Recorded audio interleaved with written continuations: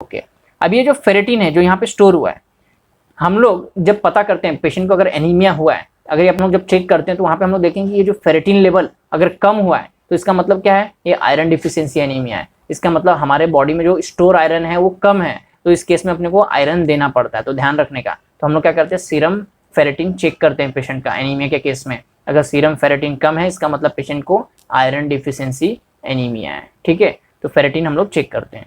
अभी देखो ये जो हम लोग पढ़ रहे हैं ना, इसको आप लोग थोड़ा सा क्लिनिकली देखो हर चीज को। मैं आगे और भी चीज बताऊंगा आपको क्लिनिकली। अपने पास क्लिनिकल नॉलेज होना बहुत जरूरी है। क्लिनिकल नॉलेज होना क्यों जरूरी है, क्योंकि हम लोग किस लिए पढ़ रहे हैं, सबसे पहले अपना पर्पस एकदम क्लियर रखो, अपना वाई एकदम क्लियर रखो कि हम लोग क्यों पढ़ रहे हैं। बरोबर है, क्यों पढ़ रहे हैं हम लोग, अपने को बनना है बेस्ट डॉक्टर। क्या बनना है अपने को, बेस्ट डॉक्टर। बेस्ट डॉक्टर बनने के लिए अपने को हर चीज पता होना चाहिए। जब हम लोग सीबीसी का रिपोर्ट देखेंगे तो अपने को तुरंत समझ में आना चाहिए कि सीबीसी देख के अपने को ब्लड के बारे में पूरा पिक्चर क्लियर हो जाना चाहिए। ठीक है, तो ये बेस्ट डॉक्टर बनने के लिए क्या करना पड़ेगा, हम लोग को हर बारीक से बारीक चीज पता होना चाहिए। अगर आप लोग 11-12 जैसा फिर से सोचोगे कि 11-12 में हम लोग ने एग्जाम के लिए पढ़ लिया, अब यहाँ पे भी एग्जाम्स के लिए पढ़ेंगे, तो एग्जाम्स में तो पास हो जाओगे, मगर जब रियल पेशेंट आपके पास आएगा, जब वो कोई कॉम्प्लिकेशन लेके आएगा तो उसको आप मैनेज नहीं कर पाओगे, तो आपको खुद गिल्ट फील होगा। आपको लगेगा यार मैं 5.5 साल किया क्या। समझ में आ रहा है, आपके सामने पेशेंट पड़ा रहेगा, उसको मेडिसिन की जरूरत होगी, आप डायग्नोसिस प्रॉपर नहीं कर पा रहे हो, उसको ट्रीटमेंट प्रॉपर नहीं कर पा रहे हो, तो आपको खुद गिल्ट फील होगा।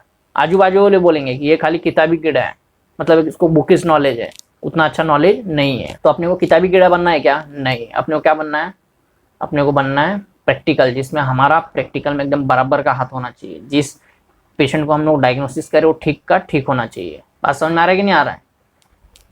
तो उसके लिए क्या करना पड़ेगा, जो बेसिक चीज है एकदम क्लियर करना पड़ेगा, जो मैं बता रहा हूँ आपको। क्लियर हो गया एकदम, ओके। आगे बढ़ेंगे हम लोग। तो इसलिए हमारा जो लेक्चर होगा पूरा एकदम कैसा होगा बताओ, पूरा का पूरा लेक्चर हमारा क्लिनिकल होगा। ठीक है, ओके। अभी आगे हम लोग और डिस्कस करेंगे, तो ये सब चीज आपको पता होना चाहिए। ठीक है, तो याद रखो अपन किस लिए पढ़ाई कर रहे हैं, एग्जाम्स के लिए नहीं पढ़ रहे हम लोग। किसके लिए पढ़ रहे हैं, पेशेंट के लिए पढ़ रहे हैं। अपने पास जो पेशेंट आएगा वो कैसे ठीक होगा, हम लोग उसके लिए पढ़ रहे हैं। बात समझ में आ रहा है कि नहीं आ रहा है, तो ये बात मेरा बार बार याद रखना। ठीक है, आगे बढ़ेंगे हम लोग। अभी हम लोग डायग्राम से समझते हैं इसको। अभी अपना स्प्लीन दिख रहा है आपको, स्प्लीन ये क्या है, अपना आरबीसी। ठीक है, स्प्लीन जो है आरबीसी को डिस्ट्रॉय करता है। ठीक है, आरबीसी का ब्रेकडाउन होगा तो फाइनल क्या बनता है, बिलिरुबिन बनेगा। ठीक है, एक तो ये सब बनेगा, ग्लोबिन ये सब हम लोग को मालूम है। बनेगा क्या, बिलिरुबिन। बिलिरुबिन बनेगा, वो बिलिरुबिन किस में कन्वर्ट होगा, बिलिरुबिन में कन्वर्ट होगा। ये जो बिलिरुबिन है एल्बुमिन के साथ में कंबाइन होकर कहाँ पे जाता है, तो ये कंबाइन होकर जाता है लीवर में। लीवर में क्या होता है, ये जो बिलिरुबिन है, ये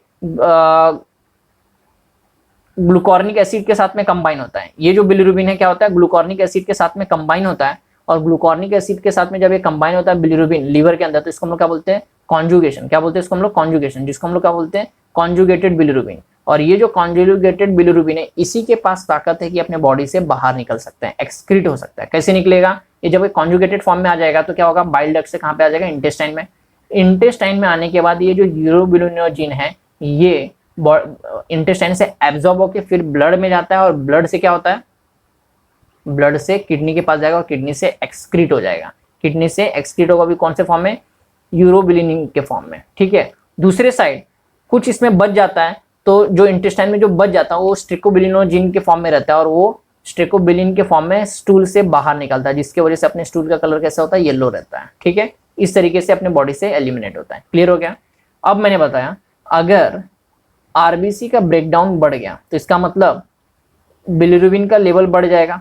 बरोबर है, बिलिरुबिन का लेवल अगर बढ़ गया, और यहाँ पे हमने हमारे बॉडी में जो ग्लूकोर्निक एसिड जो सिक्रीट हो रहा है, कहाँ पे हो रहा है, लीवर में। ठीक है, तो ये अगर नॉर्मल अमाउंट में सिक्रीट होगा, ये नॉर्मल अमाउंट में सिक्रीट होगा, और बिलिरुबिन का लेवल बढ़ गया है, तो क्या होगा, क्या बताया था मैंने, अगर 100 बिलिरुबिन बन रहा है और 50 ग्लूकोर्निक एसिड अगर फॉर्म हो रहा है, तो केवल 50 ही बिलिरुबिन अपने बॉडी से एक्सक्रीट होगा।